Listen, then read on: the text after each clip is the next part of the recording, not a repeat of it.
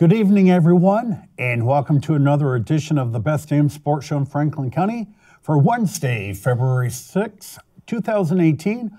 I'm the Nighthawk. Lucky, I hate to tell you, buddy, you're a year behind. I believe you just said 2018. Oh, I did say that? Okay. 2019. Sorry, 2019. There goes my contract. Along with Zach, the director, and on the panel this week, David Handy's empty seat, and my good pal, Duke Forrest. And quite simply, and I just got here a few minutes ago, I took my vehicle out of the garage, Duke. I didn't get 30 feet out of my garage, caked with ice, the windshield. Wow. I mean, like I've never seen it before. It doesn't appear like to be you've raining never seen that it hard. before? Yeah, I mean, it was. So I pull out of my driveway, and I'm going 3 miles an hour waiting for the defrost to warm up on the windshield. So I'm, not the way I like to drive, but I'm driving to the studio here with a little hole like that. Wow. So David just called up and says he cannot get out of his driveway. Wow. And I think he drives a huge pickup truck. Wow. So that says it all. So when we get out of here at 8 o'clock, it's probably going to be 2 inches of ice on the windshield. Well, it won't be 2 inches, but it sounds like it'll be pretty. Yeah. So even like, for the record, when they talk ice accumulations, they talk, we have a call. Oh, let's do a call. We can do meteorology after. Good evening. You're the first caller tonight on the Best Damn Sports Show in Franklin County. Hello. Hello. How we doing, guys? Good. How you doing? Boy, your weather did turn quick. Sue and I were on our way to Bakersfield a few minutes ago, up to our grandson's concert at the Bakersfield Elementary. You turned back? I stopped and got gas up here near Pearly Collins. By the time I started pumping till the time I stopped and went into the store, it came out a sheet of ice. Yep. And cars came to pull into the gas station as we were leaving. We quickly made a decision not a good night to journey to Bakersfield, going up over St. Albans Hill and everything. Good cars decision. Started sliding all over the place, so we, without hesitation, tiptoed back home here. Yeah. But everything, my driveway, just standing in it, I can slide right down to the road. Yeah, well, I'm worried like about you said, Nighthawk, this came so quick. I only live 2 miles from here, and it felt like I was going to the North Pole. It was an adventure. Needless to say, you made a great decision not going up to Bakersfield. I guess I was lucky. I had an earlier show, so I was out here at about 4:45 before it started doing anything. So that was a break for me. And again, caution going home, gentlemen. Yeah, David said he simply could not get out of his driveway. Wow. So caller. The man with many cars? Yes. So big ones too. So the Super Bowl. Let me just start. First of all, I want to congratulate Duke.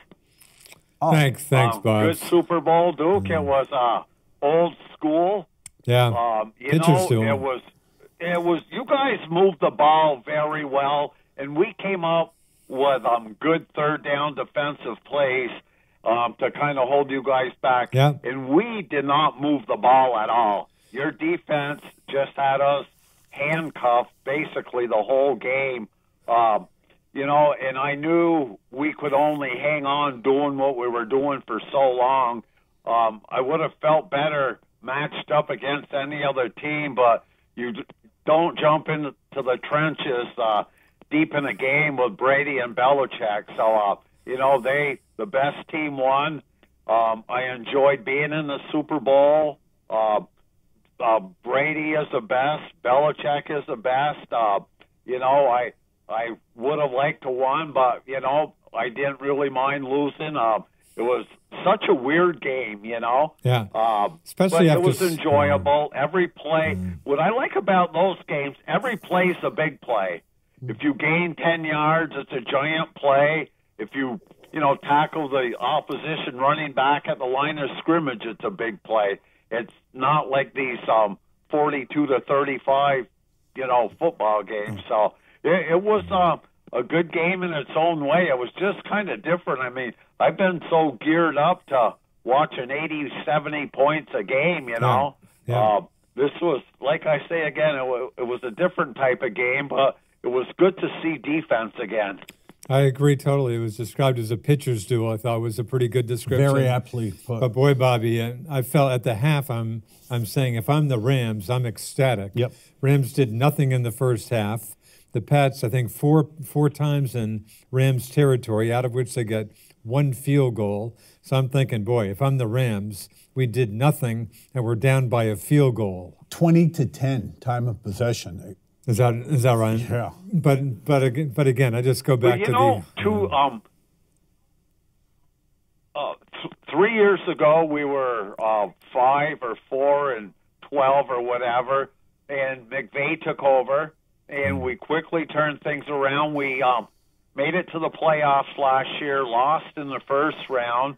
So McVay's second year, we made it to the Super Bowl. So, and the score really didn't indicate. We got beat worse than what the score showed.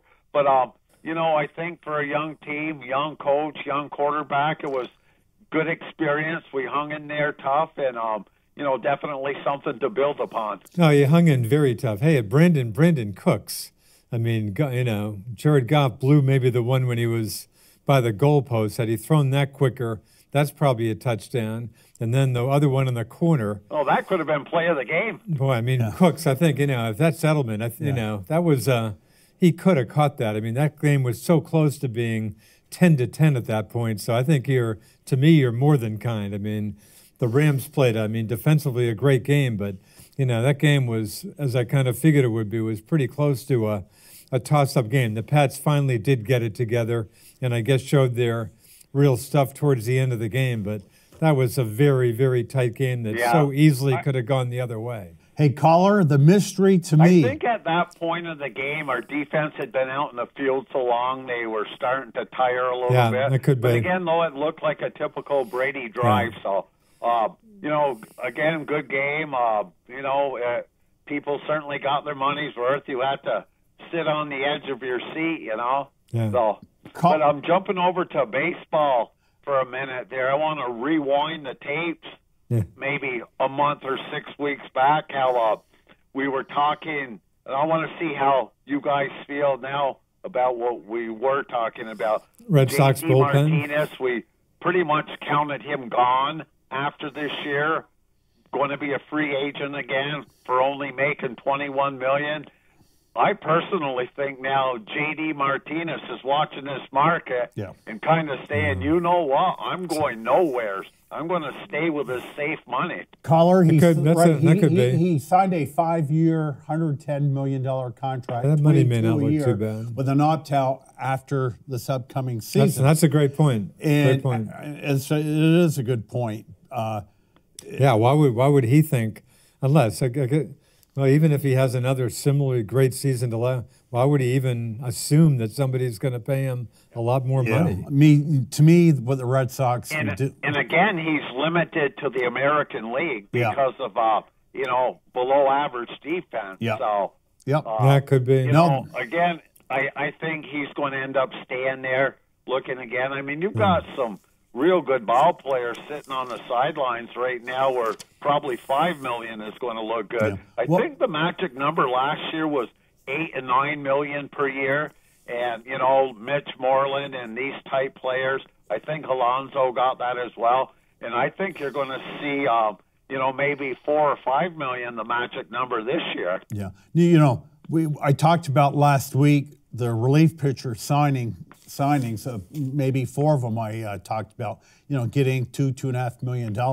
Brad Boxberger, who was the closer last year for the Arizona Diamondbacks, signed today with the Royals for $2.2 million in incentives.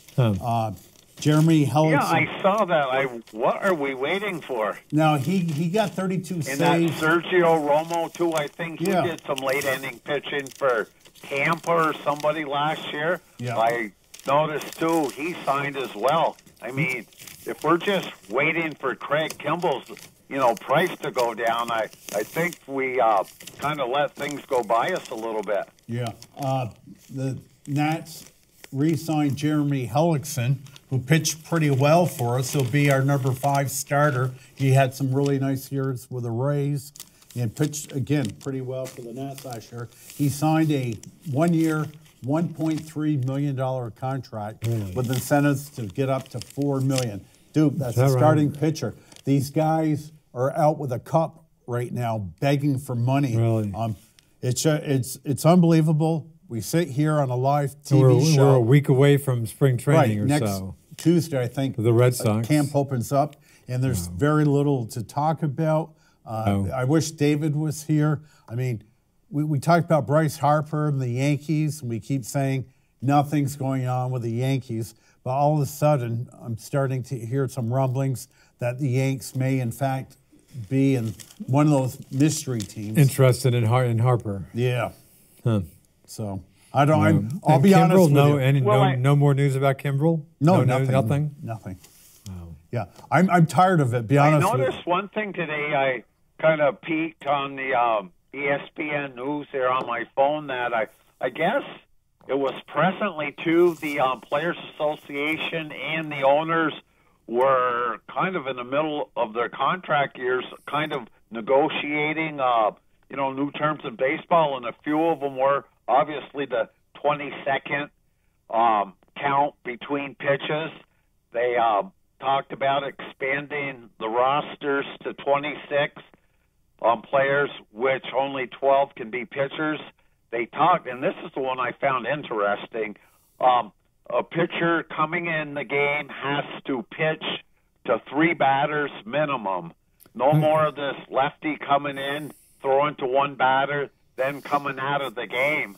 And there was something about the DH in there, too. I forgot exactly what that was. That came out of nowhere. I heard John Smoltz talking about that today. And it appears that the National League will have the DH in 2020. Really? Yep. I'm sad. I'm the only sad. person in the world in the American League who would love to go the other way. Yeah. Is that right? Yeah. So. Wow. Now, obviously, I don't know if, what the reason is to get more hitting going or whatever, but I enjoyed when the pitchers were coming up, during the playoffs when, we were playing Dodgers and whatever and some of the other playoffs. I enjoy watching pitchers. I was talking to a fellow baseball fan at work the other day, and I mentioned to him, I said, in the American League, I really, really hope that, during spring training, they will emphasize the importance of bunting. You're seeing it more now with the inter squad game or the interleague games where, we're playing at Philadelphia, so our pitcher's got a bunt. And I also feel a lot of the American League teams are starting to play small ball a little bit more than they did in the past, where, for years we were like a men's softball team, kind of sitting back waiting for the 3-run homer. But, I was saying I hope we really emphasize on bunting, because there was quite a few incidents last year where one of our guys would go up to bunt, and could just do nothing with it. Yeah. And also with their shift, I think it would be a good thing to know how to bunt well. That can beat the shift right there, a good bunt. So absolutely. Hey, National League, you actually need a manager. There's actually strategy. I love that. American League, you don't even need a manager every game. Yeah. And I miss small ball. And the other facet of the game that has disappeared, you have a few of them around, is base stealers. They don't want to put themselves in risk of injuries.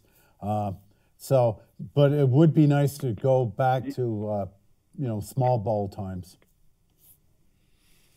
Now, you're hearing it first here. You watch the Minnesota Twins this year. I'm going to go out on a limb and have a Nighthawk guarantee. Okay. And I'm going to say they will be in the top 3 in the American League for home runs. If you get a chance some night when you're bored, Nighthawk, look at the projected starting lineup, and they have the numbers what they feel each player will get for this year. But they have some sluggers on that team. Is Nelson Cruz on that team? Nelson Cruz is on there. Yeah. Scope went over from, he was with Baltimore. Yeah. There's Sano that hits 30 out a year. and there's, another guy, I forget his name, he hits 30 out a year. Polanco's good for 18 a year. Yeah. And I mean, I looked through this lineup, I said, holy cow. So they help themselves out a lot. You can't always afford pitching, and sometimes you have to take the inexpensive way out. So, you'll grab a Nelson Cruz for $8-10 million. You'll grab a Scope for $6 million, and try to stand toe to toe with another team and slug it out. It would be good to have a team in that Central Division give Cleveland a little battle, because Cleveland literally was in cruise control the whole season last year. So now, caller, before you leave, John, I think they realize what division they're in, and I think they're building their team just strong enough and just enough money in it to win the division, and kind of hope they can tiptoe through in the playoffs, because they've kind of downgraded their team, but I still think it's strong enough to take that division. Yeah, with Kluber and Krasko, you're going to be there. Caller, before I let you go, I do have one football question. I thought if the Rams had a chance to beat the Patriots, that they sure as heck did have a chance. Todd Gurley was going to have to run like he is the best back in football. The Malcolm Butler of 2019. There's something going on or happened to Gurley that nobody is saying. But, caller, you know how good Gurley is, and he was Casper the Ghost during the playoffs. And, of course, bad luck for him is, I think, his one play. He had one nice 13-yard run. Called back on what the announcers, anyway, thought was a phantom offensive holding call. But, yeah, he became the Malcolm Butler of this Super Bowl.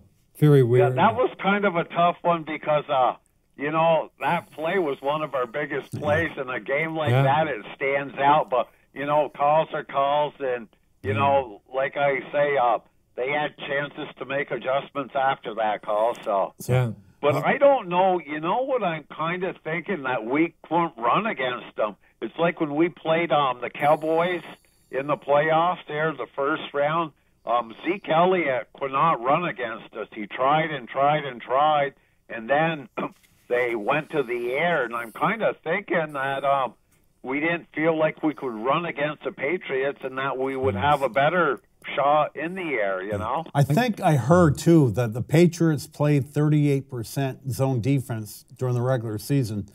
They went 63% zone on the game. So Belichick broke down the tapes. But I was blown away. I'm going, where'd this defense come from? Again, first half against Kansas City was great. The Chargers game was great. Forget the second half was irrelevant. But I'm going, God, where were these guys all year? But the Rams. Well, weren't the playoffs great this year? Close scores, the quarterfinals, semifinals, and I think it was a very good time for football to give some good showings, to kind of pick the fans back up, and I think they did this throughout the playoffs. Right. But the irony of your statement is this was the lowest rated Super Bowl. 10 years? I think like 2003 or 2000. I think I heard 10 years maybe, anyway. Right, but basically it's Patriot fatigue going on right now. So, caller, thank you. Oh, okay. Let you guys go. Have a good evening, and watch your drive home. Thanks. Stay safe. Yeah. So that game, Hawk, I was, again, the point, I actually made the point two weeks ago before, and I'm sure other people have been talking about it. I hadn't heard any of the national folks talking about it. I sure heard a lot of that in the last week. I wanted the Patriots not to lose. I mentioned this to Mayor Tim Smith a little while ago. I wanted them not to lose. I mean, kind of a relevant point, but way more than to win. Again, I was just afraid Brady was going to get hung, and I heard a bunch of people saying that. The Patriots lose. He's 5-4 in Super Bowls. He's barely above 500. Yeah, I hear you. He got beat by Nick Foles last year. Wow, great quarterback. Yeah. So I was just bracing for that. Duke, I knew there was some out there, but I didn't realize how much Patriot hatred there is across the country. Hey, I'm so used to being a Dookie. You know how used I am to this? Right. I mean, I told you, I've been in places watching a Duke championship game with Clam Man. I thought a guy, if looks could kill, I made a little pro-Duke noise. I think we were at a dog track in Bridgewater, Mass, with Clanman on one of their Final Four, maybe a championship game. But I'm telling you, the hatred is unbelievable. I was listening to a radio show, and one of the callers called in and said, the reason why the Patriots had their dynasty is because they play in such a horrible AL East. Right, AL East, that they have a cakewalk into the playoffs every year. But again, I think most reasonable people, even if and I heard a bunch of announcers say, hey, I didn't want the Patriots. I'm kind of tired of them, but how can you not respect these guys? And the caller was correct. It was, my opinion, as good as the playoffs could get. No, it was great. I loved a defensive game. For football fans who call it a Super Bowl or wasn't a good game, they're really not real football fans. I agree. Because every play, like the caller said, or you said, it was a pitcher's duel where a pitcher goes up a base hit. That's a big deal. What's going to happen next? The Patriots, I've been concerned about them for years. Lack of pressure on the quarterback. Just, I couldn't believe what I was seeing. These guys went at it. In fact, I feel Julian Edelman, certainly a deserved MVP. But he could have certainly made maybe a better case for Stephon Gilmore probably, or Dante Hightower. It looks like we got a call. I didn't like him getting the MVP because of the PEDs. I wanted to talk. Anyways, let's grab a call. Good evening. You're on the Best Damn Sports Show in Franklin County. Hello. Well, I tried to make it out tonight, but I went down my driveway sideways. Yep. Did you really? Wow. And I said, well, you know what? It's not worth it. We totally understand. You still there, Dave? It's just a mess out there. Yeah. David, I said at the beginning of the show, I got 30 feet out of my garage, and I couldn't see. Dave, am I gonna get home? Am I gonna get up Lakeview Terrace? Well, right now, no, but maybe in a couple hours they'll put some salt out. Wow. Yeah. No, it was unbelievable how quickly, and as I said, I was driving with a little hole in the windshield. So what's it for? We got freezing rain. It sounds like it's getting warmer tomorrow. We got freezing rain all night. Is that what it looks like? Yeah. Wow. I think it's going to be ugly for a few hours anyway. Yeah. So, David, I have a question for you. Dave, thanks for telling me, as usual, that I had nothing to worry about with my Patriots, as it's 3-3 in the fourth period. Yep, nothing to worry about. Thank you, but at least they won, or I'd really be beating you up. Hey, look, this is a blowout for a Patriots game. You're right. Just because a guy missed a field goal, right? The first Super Bowl win that's by more than a one possession. Yeah, you're right. Blowout at the end. Don't complain. I'm not about complaining. The food when your mouth is full. Not complaining. So, David, we not complaining. We've talked about Bryce Harper, no news with the Yankees, and you've intimated that the Yankees are the type of team to come out of the weeds. Well, it looks like they're perching their head right now. There's some rumblings about Harper going to the Yankees. Really? Yeah. Well, I think a lot of it came from Judge, who said that he'd move to center if the Yankees got Harper. Yeah. But, those Yankees, David, might be one of those mystery teams that Scott Boras is talking about. Boy, if they grab Harper, that's a pretty scary team. Yeah. It is already, I'd say. Yeah. Well, I was listening to Steve Phillips today, and he was saying that he didn't even think Harper was one of the top 10 players in the league. Oh, yeah? Really? But the thing there, he may not be right on that, but he's 26, has not hit his prime yet, and you put him on a team where he's got some protection.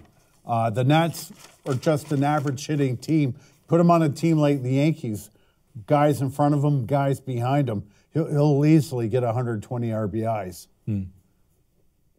Well, what they were saying is that if you're going to spend $300 million on a guy, he ought to be the best guy out there. Yeah.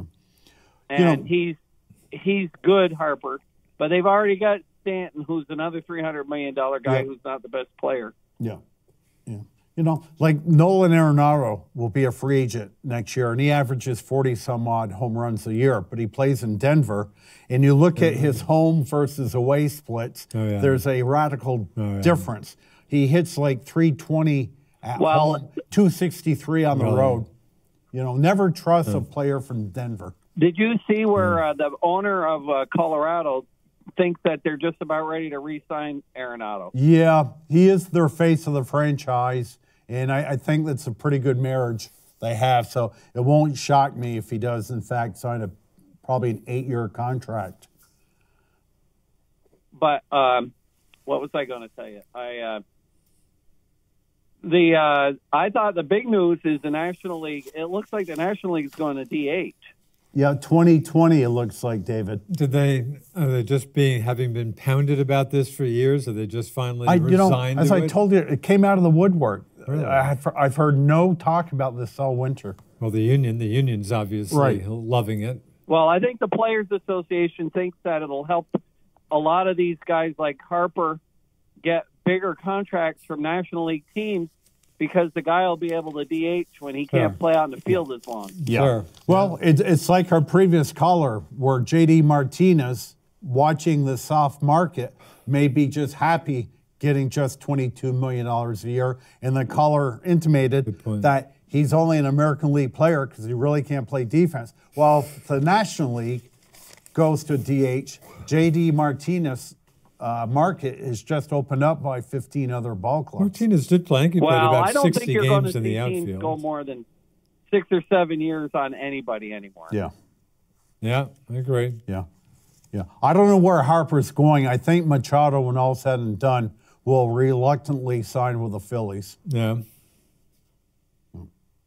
None of them seem to want to sign with the White Sox either. Yeah. Probably not hard to get excited about the White Sox, I guess. You know, how many really good players are there on the White Sox? I can't think of one. Yeah. Chris Sale was maybe the last really good player on the White Sox. What about Keuchel? And there's a whole pile of free agents. Keuchel's a good pitcher. I'd be happy. I'd love to have Keuchel. Yeah.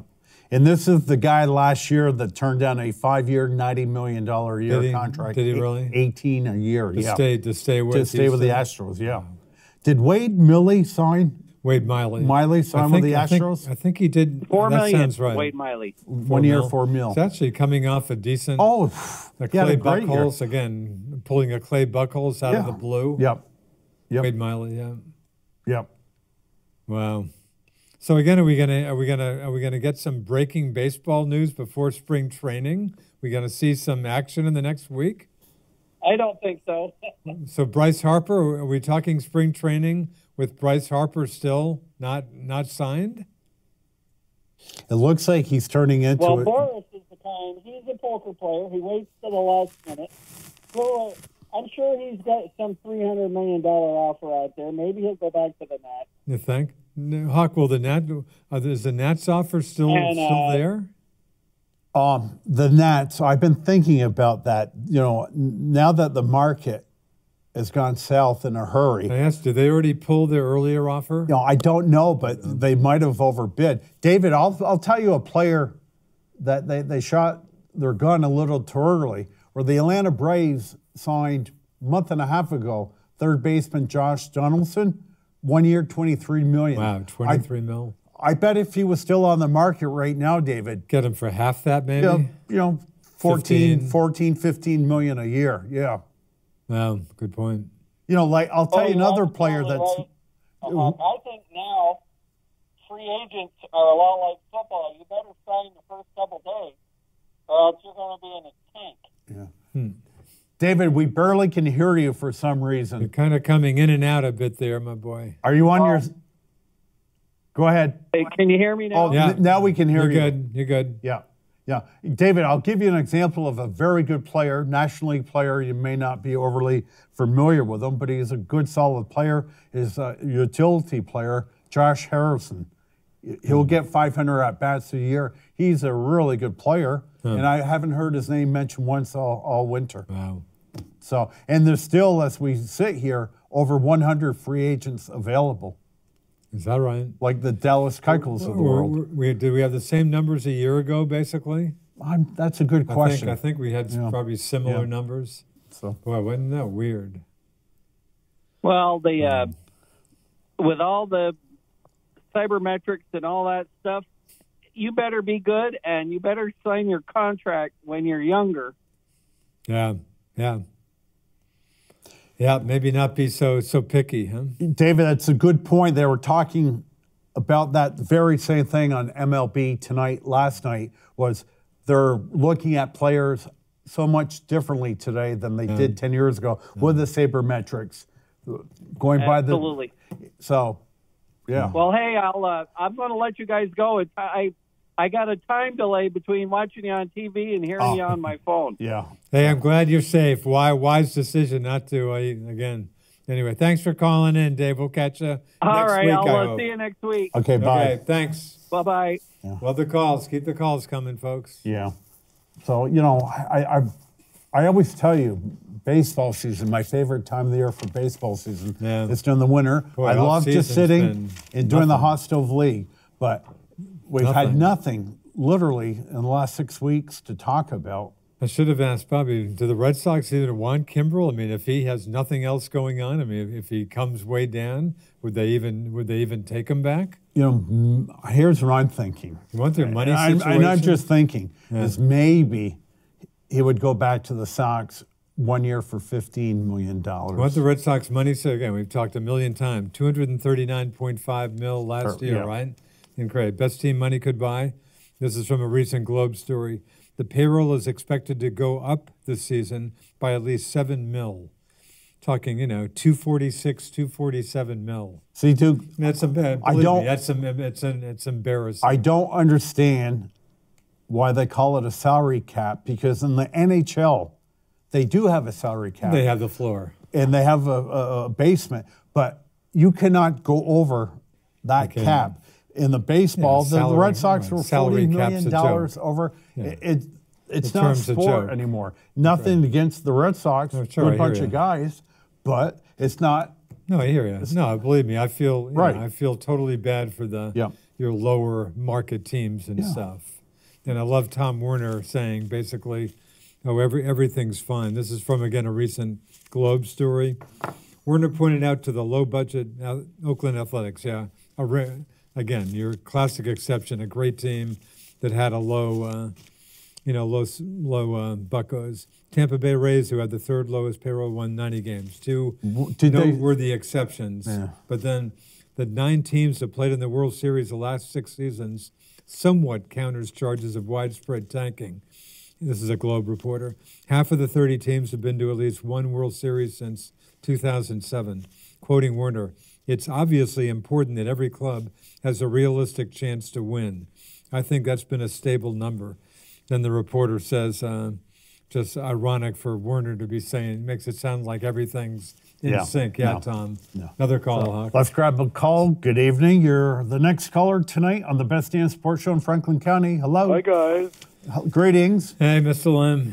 I have something for Richard. I wish I could show it to him. I wish I got a way of putting it on the screen, but there's a little, I don't know if it may be, it's on Facebook. It's kind of making the rounds. And that does me a lot of good. Yeah, that's what I kind of thought. But it's kind of cute. It's you got to set the stage for you here. It's got to pick. You know the guy there who lives in Vermont that did the Dasa Key commercials there? Yep. What commercials? You can picture that, right? As a fancy beer. I can't remember what their slogan was. Okay. Well, anyway, I don't drink often, but when I do drink, I drink Dasa Key. Yeah. But anyway, this is something called New York Giants on 247 Sports. So they got a picture of Eli Manning with 2 Super Bowl rings on and a bottle of Dos Equis. And leads off by saying they can call Brady whatever they want, but we all know who owns New England. And then superimposed over this picture of Eli sitting in a dinner jacket, and his 2 rings and his bottle of beer. I don't always play in the Super Bowl. But when I play, But when I do, I slay the goat. Yeah. Leonard, I'm interested in your pronunciation of that beer. I've always heard that beer pronounced Dos Equis. Have I been? I think you're right. Dos Equis. I'm going, what are you talking about? Anyway. Well, I mean, you got to understand that's not the easiest beer to pronounce. No, I might be wrong. I don't drink. I mean, I know the beer, but I was just curious about your pronunciation. I've never even tried that beer. But I don't always play in the Super Bowl. Well, but when I do, I slay the goat. Well, you might have heard my point. I told Doc, I don't know if you were listening or watching, but I wanted the Patriots not to lose more than win, because had they lost, I was just bracing myself for the pounding Brady would take for a barely over 500 Super Bowl quarterback. So that's why I was especially relieved, probably my best word, that they won, because I was hearing people saying, wow, he's 5-4 in the Super Bowl, big deal. Well, I shared this on my Facebook page, but David Jackson was getting the most mileage out of it, a Giants fan of the Sheldon Jacksons, and there was some guy that was saying how the catches were lucky, so I chimed in and says, well, remember this guy in 2015? Let's see now. Malcolm who happened to intercept one as the second for ticking down to secure the first Super Bowl in the last decade in 2015 for the Patriots. Yeah, it had been a while. Yeah, and I mean, all the credit goes to Belichick, though. He just unbelievable. I mean, he's a guru. I mean, he can take minimalist talent at times and just they buy into the system. The coaching is great, and what an exhibition of coaching. I mean, that was. That is the best thing I think you can say about him. I mean, what did they have? Didn't they just have one? Stephon Gilmore, I think, was their only Pro Bowl guy this year. One guy. These other teams had 6, 7, 8. Leonard. Just the versatility. I mean, I love these guys. They're so versatile, but they're good team players. You look at Atlanta, Leonard. They were in the Super Bowl 2 years ago, and they were 6-10 this year. Wow. I mean, how the Patriots consistently in this free agency period we live in, it's incredible. No, that is. I try not to overhype things, but that is pretty impressive. Is David on the set tonight? I don't have a TV in front of me. He couldn't get out of the drive. He tried to join us. He literally couldn't get out of his driveway. I was out and about around 5:30, 6 o'clock tonight, and it was my car. When I put it in the garage, was just totally iced. Wow. Yeah, it's pretty treacherous out there, no question. Yeah, I went downtown, and But anyway, I saw him at lunch today, and we were talking, and you may have already mentioned it, but some local stuff. Sarah Harvey, who is going to be a senior. She is a senior, and she's a great pitcher for the MVU softball team, and she got an athletic scholarship to a D1 school, which doesn't happen very often. First time in 38 years at Missisquoi, at least in softball. And she's going to Kutztown in Pennsylvania. I saw that. That's great. I saw that in the paper. I'm trying to think athletic D1 scholarships at Missisquoi. I was there, but I just don't have the recollection. Now, John Raleigh, who I believe graduated in 81, he went, I believe, I know he played baseball in Florida for Central Florida or North Florida, and I got a feeling he certainly got some help athletically. But I just don't know the facts on that. And his brothers Todd and Matt, when they went to Western Carolina to play for Jack Leggett, I don't know if they picked up athletic scholarships or not. That's a D1 school, obviously there have not been many out of Franklin County that have picked up D1 athletic scholarships. I think Matt Johnson comes to mind. LeClaire, I'm was going to say John LeClaire comes to mind. Duke Lawn comes to mind at UVM, and Jeremy Benoit comes to mind. But there haven't been many, and I no, I didn't see it in the newspaper anywhere, but on Facebook, Josh Kaufman made note of it. Ellie Purrier had a great pro opening debut season performance. I think it was in New York City. You know, she runs for a Boston-based pro team now. I don't know if it's some drink or, you know, some health drink or New Balance. I don't know who sponsors the team, but she finished within just a hundredths of a second of winning the mile. Len, I just wrote down her name. I was about to mention her. Yeah, her debut pro race was great. Well, that wasn't her debut. She debuted last fall. No, my mistake. But I did hear about that race. But this is her great debut effort. of this season. Great effort. And she had a good debut last year when she turned pro. And you know, she's running against people from Africa. Wow. I mean, you know, who are noted distance runners. And I mean, what a story out of Montgomery Center, Vermont. And, yeah. I don't know enough about the eligibility requirements for the Olympics, but is she still eligible for the Olympics doing what she's doing, I wonder? Yeah. Yeah, that's a good question, yeah. He'd say. Oh, definitely. I mean... we're talking pro basketball right. players. I mean, most of the folks that are in the Olympics don't have jobs. Yeah, and you'd think she certainly would And be. steeplechase is really her forte, I think. Yeah, she's been incredibly impressive. Yeah, and I may have mentioned this last week, but I don't know if he's accepted the offer yet. I think he had others, but Braylon Parent, who I think is my fifth cousin, a hockey player from Missisquoi, got a $100,000 academic scholarship to St. Mike's. Wow, really? And being a good hockey player didn't hurt him either. He'd be a good fit there in hockey. That's great. So some locals doing well. So, Leonard, I have a question for you before you go, and I hadn't really dug into it. Hawk, I just got here. No, Sergio Garcia. He's on my list. Okay. Oh, I saw that. Yeah. What did he do exactly? All right. Can you elaborate? Did he pound his putter on the green? I'm not sure. I was hoping. Did I send you that clip? No. Well, Sergio had a meltdown in a sand trap. I just read the story. I didn't see it, and I just scanned the story, hoping that I'll send it to you. I don't know if I've sent it to anybody or not. I saw it earlier this week. Saudi I don't Arabia, know what tournament he was in, but he was in a sand trap, and he left it in the sand trap, and he kind of went berserk in the sand trap. He just, you know, like his club was a hammer. He just 2-3 times just hammered the sand, and then as he was walking out of the sand, he hammered it again. Oh yeah, a total meltdown by Sergio. But the Spanish, you know, they're emotional. I mean, I understand the Spanish, you know, and maybe if I was that competitive, I'd be more successful at golf. I don't know. Yeah, I read it was a total meltdown for a pro, and it was quite the thing. Golf Digest story about that. Just go to YouTube and type in Sergio meltdown in sand trap. You'll find it. I'm sure it's there. It was funny. It was funny. And I don't say it'll happen, but they're giving it serious discussion here. You know, unified DH this season, maybe.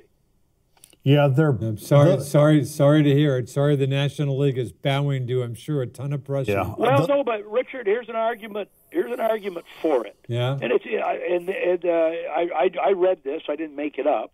But this is one pundit's point of view. Yeah. The DH is used in all the low minor leagues, used in college, used in high school. Everywhere else. Right? It's only basically at AAA when you're playing National League, affiliates, teams, that they let the pitcher bat. And this guy's rationale was, well, the pitchers can't hit. I mean, they're so bad. They threw out their averages for last year and stuff. There's so few pitchers that are adept at the plate. I mean, because they don't get to practice it as amateurs. Sure. Yeah, that's the point. That's a reasonable point. I mean, But I'm just sorry it's gone. I'm sorry it's gone that route. Leonard, the last word I heard was definitely not in 2019, but more than likely in 2020 that will occur. Next season. Right, because it would be unfair for a National League team ready to start the season not really going out to get a prototypical The DH. Well, So 2020 maybe, and they're what's the other thing they're talking about? Of course, they were talking about not allowing the shift. That won't happen. I haven't heard much more about that lately. That's insane. Telling players where they can and cannot play. Now, one rule in the caller earlier this evening about if you're a relief pitcher, you have a minimum requirement of facing 3 batters. Interesting. Yeah, which would do away basically with the left-handed specialist. Exactly. That would speed things up a bit. Yeah. Yeah, and well, the thing that would really speed things up is do away with these batters adjusting their batting gloves every pitch. Leonard, For me, that's the thing that slows down the game probably more than anything. Leonard, I couldn't agree with you more. A batter is required to stay in the box and maybe let them call timeout once to adjust their gloves. Right. But a lot of these guys, as you know, it's every pitch. Oh, absolutely. Nomar comes was the worst. Instantly to mind. Yep. Oh, well, there's I would A lot say of people do that. I don't know what the numbers are, but the vast majority of them do things like that. Yeah. Really. Yeah. And it's just if you want to speed the game up, that's certainly one way to do it. Mound visits. They're thinking of going now from 6 to 5, and the year after to 4. But I don't think that's a big issue. Yeah. They got this 20-second clock, which they don't really enforce. Have you ever seen enforcement? Have you ever seen any enforcement? No. The problem with baseball, Leonard, is myself, Duke, and you, we're fanatics of the game. We love and appreciate the game. But the truth is, we're not the demographics that Major League Baseball is looking to get. You don't think so, huh? Yeah, you're right about that. When we die off, who's going to replace us? Well, you always hear about, the 25 to 54 Well, it's not the demos, millennials. right? No. No, but what it'll be, though, is the Hispanics. Yeah. And the Asians. Yeah. Hispanics especially. Major League Baseball will survive as you and I know it after we're long gone because of Hispanics. Yeah. I mean, baseball is still a religion in many countries. Yeah. And Venezuela, God bless them, that's a hotbed for baseball. A lot of great baseball players in the major leagues right now out of Venezuela, and they try to send money home to their families, and it gets intercepted. They just feel so bad about it. I mean, Dominican Republic comes right to mind. The Dominican, Puerto Rico, Panama, Cuba, Curacao, although Cuba's a little different. Just to name a few. Yeah. I mean, and in Cuba, supposedly now they don't have to defect; they can play. Yeah. Although I haven't seen, the Cubans, I don't know if they're maybe a little bit overrated. Exactly. Yeah. Absolutely. Rusney Castillo, he was a Cuban. I'm trying to think. Give me a great, in the last 10 years, give me a great Cuban baseball player in the major league. Well, Leonard, you answered your question. They're overrated coming out. And I just mentioned to Duke, Rusney Castillo. 66 mil? Was it 66? They gave him 85. And he hasn't been in the major leagues in 3 years. And just toiling in Pawtucket? Yes. Yeah, South Korea is really a hotbed for baseball. Yeah. Really? And Japan always has been. Yeah. So baseball will survive and do very well. Yeah. But thanks to the Hispanics. I love watching my games every night. Record them, watch them late at night. It's best time for me. Yeah, well, I'm looking forward to my new way of watching them. I'm going to do it on MLB TV this year. I don't have any dishes. I have YouTube TV, which everything is streamed, and I'll save a little money. It's $119, and you get all the exhibition games as well. You get any game you want? Yes, for $119 a year. Really? Yeah. I get every game, but I pay $179 or $189. Right, it's not a big difference. Steal. But I'm done with the dishes. I mean, whether it's DirecTV or Dish, I mean, streaming is the way to go. Leonard, see, I don't understand this stuff. Are you able to record this?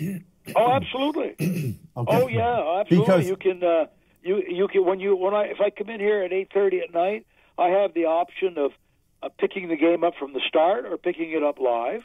And they're all HD? Oh God, yeah. Yeah. And the quality of the picture may even be better than the dish. Yeah. Really? The streaming is where it's headed. I mean, it really is. Yeah. I mean, you got all kinds of streaming services out there. And I pay. You got to have a good Wi-Fi signal. That's the key. You got to have a great Wi-Fi signal, or else I wouldn't suggest it. But I have a Roku set up here. You can get a Roku stick for $30, but I got their best they had for $99, which gives you the best transmission of the Wi-Fi signal, and that's a one-time fee. And then I'm paying $40 a month, and I get about 60 channels, and including the golf channel and all the sports channels you could think of. SEC, Big Ten, all the college basketball. You wouldn't believe the college basketball again. All the ESPN channels. I had 160 with my satellite carriers, not including golf. I had to pay another $40 a month to get the golf channel. Yeah. And but this is just a no-brainer. It's a no-brainer. Yeah. And you can as far as the DVR function, there's no limitations for, and they keep them for a year. You can record as many shows as you want. Yeah. And it's in the cloud. It's owned by Google. Leonard, do you still have the NHL Center Ice package? I do, but I have it. I bought it through YouTube TV, and it's cheaper. And I got everything I would have with NHL TV. Yeah. And I watched some of the Blackhawks last night, who all of a sudden might even make the playoffs as a wild card. Yeah. Leonard, they're playing much better. Later this spring, I'm going to have to sit down with you with my wife because I'm an idiot when it comes to this stuff. And because I'm paying, I don't know, about $250 a month with Comcast. Don't even talk to me about my Comcast. Right. Yeah, I can totally relate. I pay. That's about. I have Comcast for internet. I have basic cable, so we can watch channel 15 and 16, and we have landline, and that's $122 a month. Okay. Huh. Yeah, if I were to drop the landline and basic cable, they would still charge me $75 for the internet. Yeah. And Comcast by far is the best internet provider.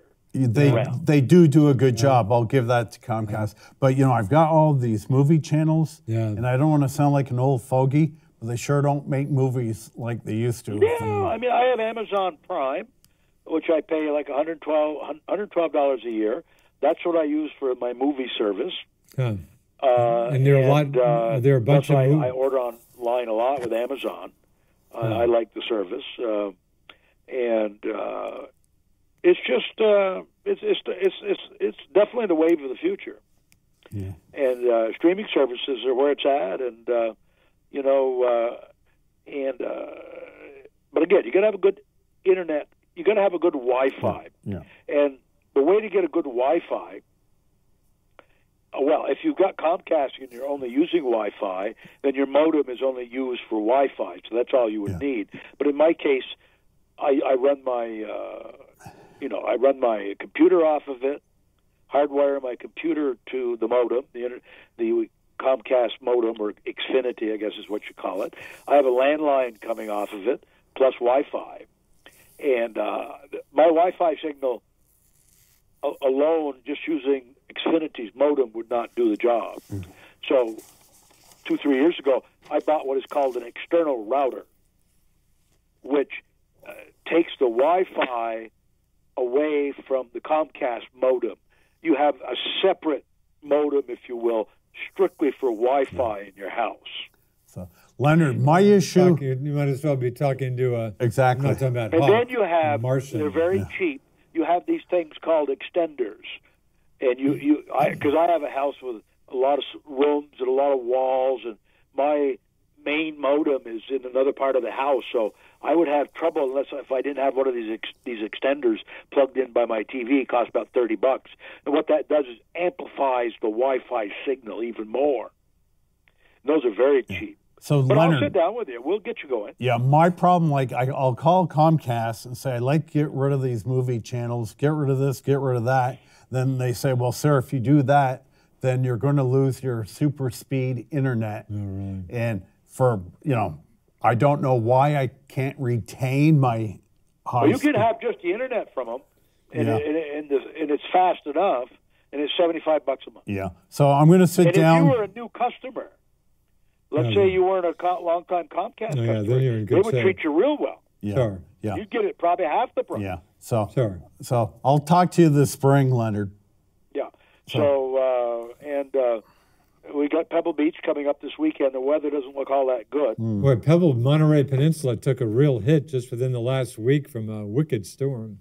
Yeah. Leonard, I tell you, my best friend, literally my best friend growing up in Massachusetts, was a longtime Monterey County supervisor. He got elected in November as mayor of Carmel by the Sea.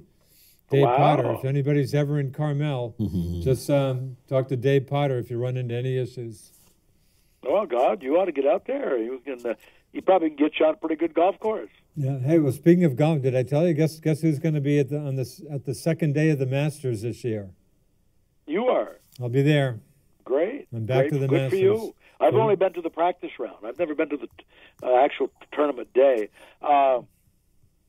You said the guy in Carmel. He's what, the mayor or? The mayor. He was my best friend growing up in Hingham, Massachusetts, which Hawk knows. Dave Potter. Well, you know who a previous mayor of Carmel? I believe Mr. Clint Well, Eastwood. absolutely. Clint Eastwood. Clint Eastwood was I the asked previous David. mayor I said, of Carmel. David, is Clint supporting you? He said, "Yep, he's supporting me." That's In great. fact, it's funny. I said, That's great. Now, I'm not we'll do a little politics here now. I'm not a Trump fan. Hopefully, Never have that'll- been. I've made that quite clear. But I thought the State of the Union last night, I don't know if you saw it or not. I saw. A bit, I thought that was some Trump's of it. finest hour. Hawk, did you see it? I recorded it. I'm going to watch it when I I go thought it home was his tonight. finest hour. Yeah, he got some. I saw one I poll. mean, CBS poll said that I think over 70% of the people who watched it liked it. He had a little bombast going. It's hard for him not to, obviously, but he even got the Democratic women to stand up and cheer on a couple of occasions. I don't think they were cheering at him, but yeah, they were. Oh, they were. Well, I don't know if you- they were cheering at him, but he did acknowledge Yeah. that women have made great strides in America, and now they have the most women ever in the history of the House of Representatives. And they just went 102. crazy. They Right, stood right. up and they applauded, and I mean, I still think they're going to bring him down. But when he talks about his accomplishments, and he's got quite a few, he can run up the poll. I mean, in terms of the economy. I mean, the fewest people on food stamps ever since the inception, I guess. Hispanic unemployment, the lowest ever. Black unemployment, the lowest ever. Unemployment, period, the lowest ever. The economy's, compared to other economies around the world, is kind of just going along pretty well. So, I mean, if he wasn't such a arrogant blowhard and he knew how to be a better politician, of course, the Democrats' worst fear is this guy from Starbucks. Howard Schultz. Oh, if he runs as an independent, I mean, the Democrats got serious problems. Yeah, could be.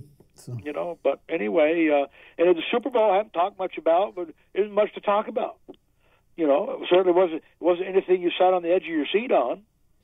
Hey, we talked about it. I think we liked it just. I enjoyed the defense. Nice Yeah. to see some defense Yeah, in a I'll league tell you that's what, gone both gaga secondaries over played offense. very well, especially the Pats.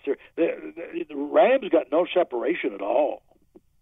Maybe you weren't sitting on your edge of your seat. I was sitting on the edge of my seat for 3.5 hours. Well, early on, I thought the Pats might be in trouble because they squandered some scoring opportunities, and I know the Rams can score quick. I mean, they got some good wide receivers, and I expected them at any moment to just throw it downfield and be successful and maybe take control of the game, but it never really happened. Never really happened, and a credit to Belichick and really what's his name.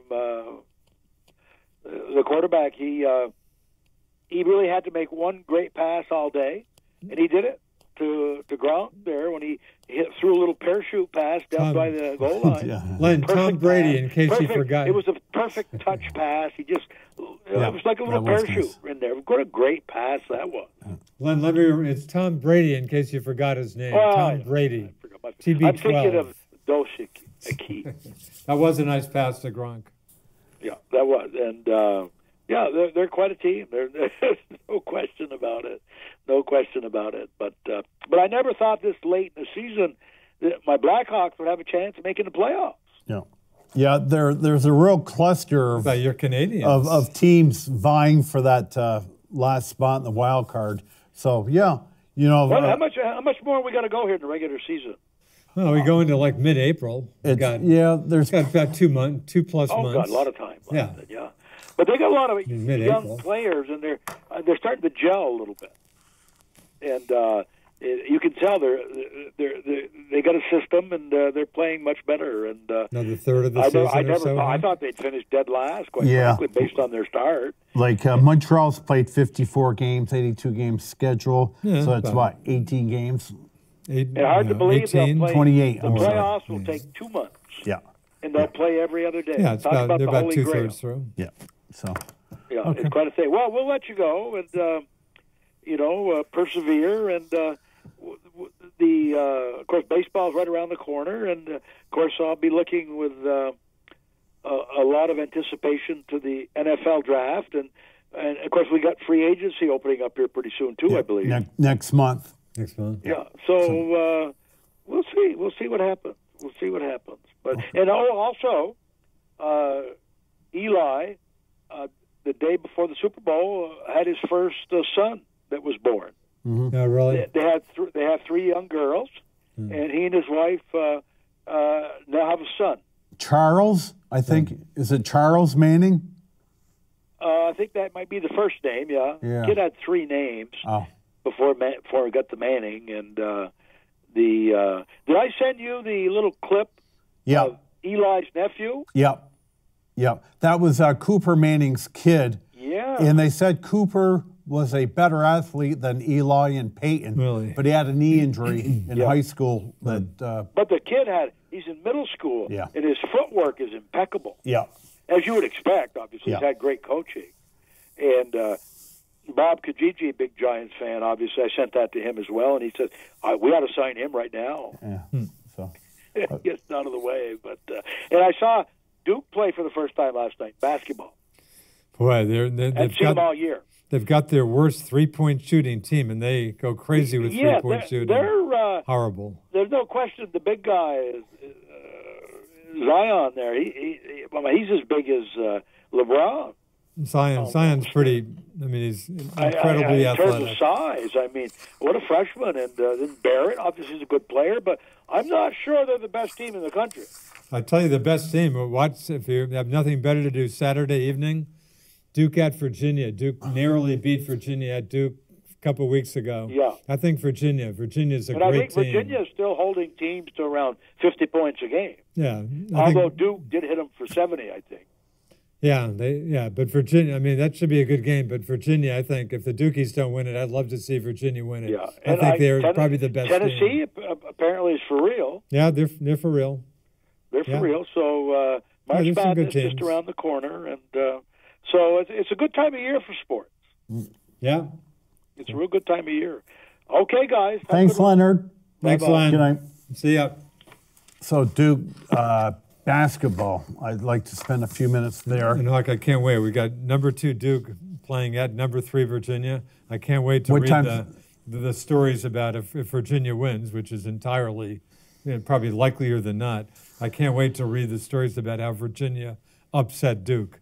I guess it'll be a 2-point Virginia line at Virginia. The fans will be going crazy. They're probably camping out to get into that game. So 6 p.m. Saturday. ESPN, Duke at Virginia. The trade deadline is tomorrow afternoon for the NBA. Yeah. And, of course, Anthony Davis, the brow, has been in the news. God, he's now said, there are 4 teams, not the Celtics that he would go to. His father said that he did not like the way the Celtics handled the Isaiah Thomas situation. Oh, is that right? Yeah. The father said that? So, but here's Kyrie Irving.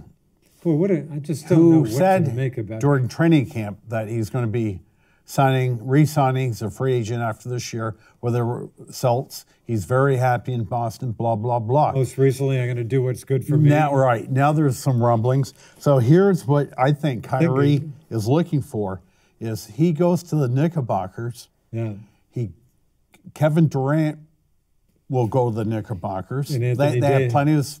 And the Knicks, last I saw, Duke, had lost 28 out of 30 games. I think they lost 13 in a row at least. They're tanking, and they want Zion. So they figure Bible, Zion. Right, they can get Williamson. Plus, they got the kid from I think Kentucky last year, Kevin Knox, who I saw play the other night, is a really solid player. So I think did they just trade Porzingis? Porzingis went down to Dallas. They got a bunch of draft picks. Well, they unloaded money. They just unloaded all kinds of money to bring Durant and Irving. So the Knicks could go from doormat to absolutely. I don't know what to say about Kyrie. I almost wonder. I mean, could you make a case? You love Rozier, and Rozier plays great when he's the guy. Would you make a case for trading Kyrie? This is weird. Personally, I don't like the guy. Yeah. Okay. I just think he's a better basketball player than I realized. Is a top 10 player in the NBA. He is probably the best finisher I have ever seen in my entire life. The guy is great. Yeah.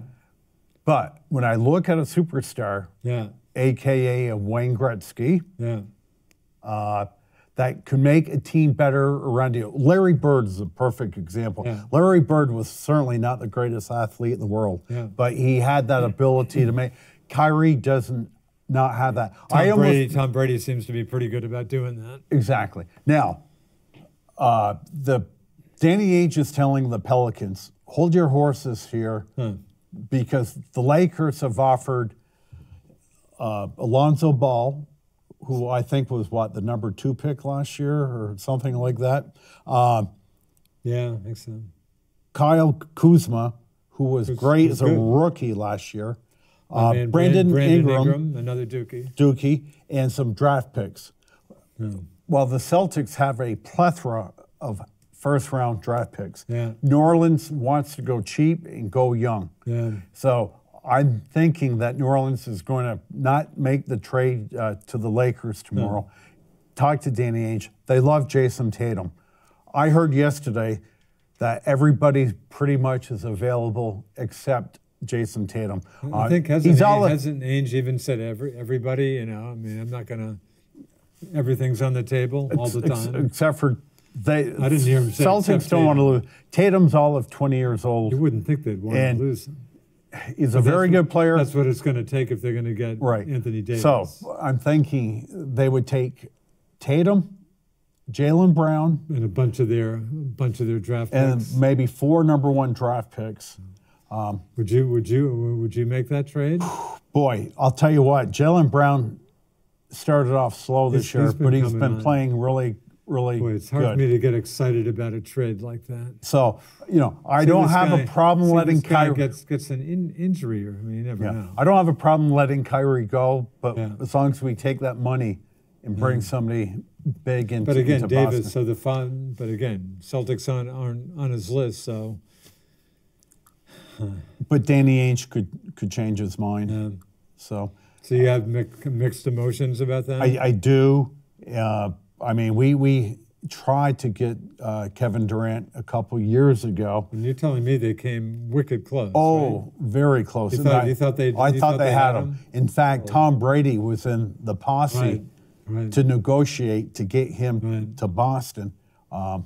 So it didn't work out. Kevin Durant, great player. Not my favorite player, but great player. He took the coward's way out. Instead of being the man, he just jumped on the Warriors. Sure, the coat of the Golden State. What do you call it when you're dragging? Wagon? No, hanging onto the shirt or what are the coattails of Stephen Curry. So another point, and I've talked about it a lot. Gordon Hayward had a good game last night. And then, you know what? He plays very well, Duke. Yeah, against not great teams. No, when Kyrie is not playing. Oh, is that right? Because not to mention Terry Rozier seems right, to exactly, do great. and that's my problem. I think this team Kyrie, plays I have mixed better feelings about Kyrie because last year, the Celtics played the Warriors about a week and a half ago, very tight game, and they lost by 4, but it was a Kyrie terrific game. did have a big game that game, right? And an anonymous Warrior said, and I quote, Yeah. Gordon Hayward is a liability on the offensive end of the court and on the defensive end of the court. Now, I would be worried, but David Handy, who had a similar injury to what Gordon Hayward said, it's going to take time for his heel to fully. And he does mix in. It sounds like he had a very good game yesterday. Yeah. He does mix in some good games. Right, but he's getting a max contract, so I don't want some. I expect almost every game. But Kyrie, I just don't care for his personality. Well, again, going from, I want to re-sign with Boston, and then the last thing I hear is, I'll do what's good for Kyrie. Now, he's a New York City kid anyways, I believe. I think, or maybe New Jersey anyway. Yeah. I think that area, I think NJ maybe. Yeah. I mean, it's a pretty big deal to be a Boston Celtic. However, the cathedral of basketball in the NBA is still Madison Square Garden. What a laughing stock. Yeah. If you were part of bringing the Knicks, one of the storied franchises in the NBA, back to life. Yeah, I mean, they're tanking.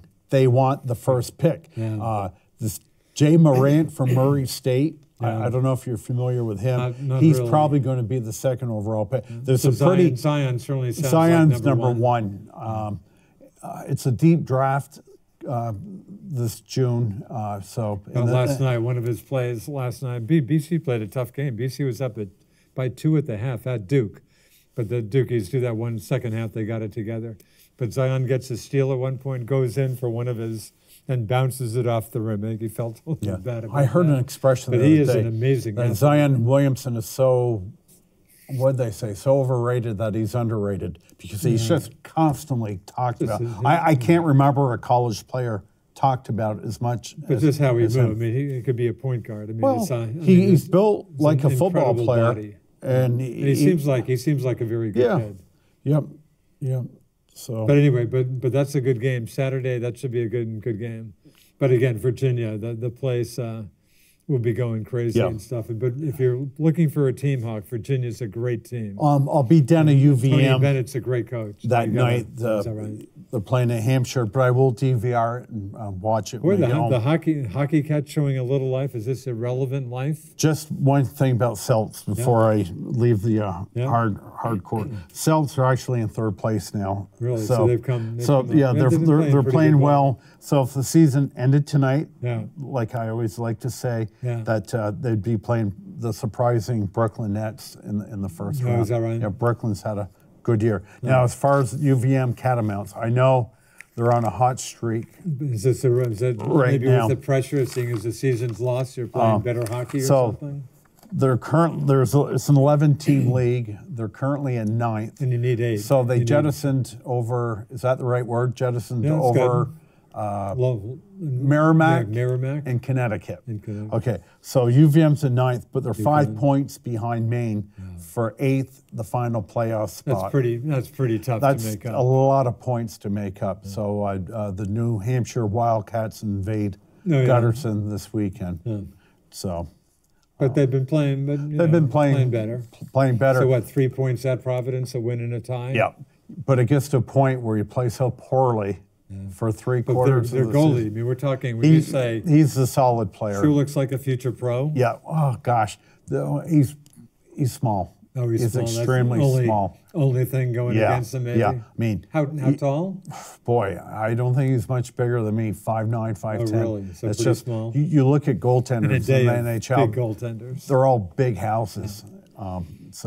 One Bruins hockey note. I mean, a guy I love, and again, he means more to you because you watch so much more hockey. But Patrice Bergeron, what a class act! His 1,000th game yesterday, got a couple goals, one empty netter. I don't know if he'll be considered for the Hall of Fame. He's very well respected. I would certainly think he's in the conversation, wouldn't you? I mean, he unfortunately one of the best defensive forwards. Right, he gets some goals. Has had some injuries over the years. I would certainly think he would be getting discussion about. Yeah, but certainly in this generation, one of the best two-way players, and he's so Sounds like talented. just a If he went classy on a guy. team and the coach told him, Patrice, Sure. don't worry about playing defense, like a lot of the good forwards, he'd probably get a lot more I goals. love guys like this. I mean, just an incredible class act. The Canadians, it's... Boy, what about you? You're surprised? You're hanging. I told very you surprised? before the season. You asked me Yeah. how the Habs are going to do. I mean, I were said, you saying Duke, no way playoffs this playoffs? year. Duke, no playoffs next year. Yeah. They're not even close. But these kids are playing well. Carey Price has Well, come back. having Shea a good Weber year, came right? back early December, and Carey Price is the Carey Price of old. Carey, I think I heard is what you'll obviously know. 6 wins away from being Montreal's all-time top goalie with wins. Yeah, I think I he's heard got that. 315 wins. I think it was Jacques Plante. I think he's behind, or Could be. I'm not sure. I heard who was behind. Patrick Waugh. I can't remember. But they have a kid, Duke, on the team, Jesperi Kakamani, something like that. 18 years old. Really? He's Finnish. I think I watched CTV last night. He's Finnish, and Did he have a goal last night? Yeah, I think I saw He looked like he was about 15. he looked like my kid. I was going to say he looks 14, but it's an all-Finnish line. Arthur, oh no, I can't these help names you.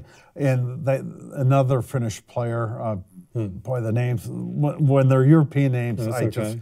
forget it. Is that But- right? An all Finnish line? Is Yeah. that like the third line? Yes, their third line. And this Kokmani guy eventually will be a number one center. But the trade of Alex Galchenyuk to Arizona for Max Domi. Yeah. Domi's Great played trade. really well. And Jude Drouin, not Jude Drouin, I'm thinking of the old Minnesota North Stars. But he's played well. That's the guy we got from Tampa a year and a half ago. So the team defense. Wow, I'm impressed. Right. So if the season, again, I will say it, ended today. The Habs are actually 1 point above Boston right now. Are they? But the Bruins have one game at hand. So they're which, basically even with yeah, Boston. Bruins are playing the Rangers as we speak. Is that right? Right They're now. They're even with Boston. So Basically. Boston has the first wild card spot. They would play the Islanders in the first round, and the Canadians would end up playing the Leafs in the first round. I'd much rather be in Boston's position playing the Isles. Yeah. You remember what happened to Boston last year? Very tough They had that series against first the round Leafs. against Toronto, won 7 games, and it just took all the life out of the Bruins. And the Bruins, I think, well, they kind of faltered the last week of the season. They might have had the second best record in hockey last year. Talking Bruins? Bruins. Oh, had they won the last Right. game, they would have had home ice against Tampa Bay. Exactly, first seed. And Tampa right now is just running away All right. in the Eastern Conference. But yeah, I mean, I was not in the playoffs last year, so Boy, you know, I'm we're impressed. only 2 months away from the NHL playoffs. Now So. listen to the team TSN 690. That's where those guys are. Listen to them some of the time. They've got to be ecstatic. They weren't expecting No, such a good season. Absolutely not. So I do have a question though. You know how they have the Toronto Blue Jays exhibition games up at the Big O Two games. for the last good number of years. I so assume are they not having them? Milwaukee Brewers will be in town March 25th and I haven't 26th heard it. Is that against right? the Jays. For And of course, two they games? pretty much sell out Yeah. both games. But you know, I just keep scratching my head. Is there an end game here? I mean, you keep teasing the fans with an exhibition game. And I keep telling you, I don't think there is. I mean, they literally have to build a stadium. You know. ahead Oh, of they time. will. Well, my guess is they give them wouldn't a they? franchise. They're certainly not going to build a brand new ballpark without a commitment from MLB, but they may have to play at a refurbished Big O for the first 2 years. Yeah. But I don't know if baseball is have that no- hot in Montreal right now. I don't know if I'm hearing Portland is a city, Charlotte. I hear Charlotte, even hear like Norfolk, Virginia Beach once in Yeah. a while. I mean, Vegas. I mean, isn't Vegas? Vegas, right? Vegas seems like, especially you got hockey there now, football coming. I got to think Vegas would be here. Yeah. I just am not. You're always more optimistic than me. I just am not optimistic at all.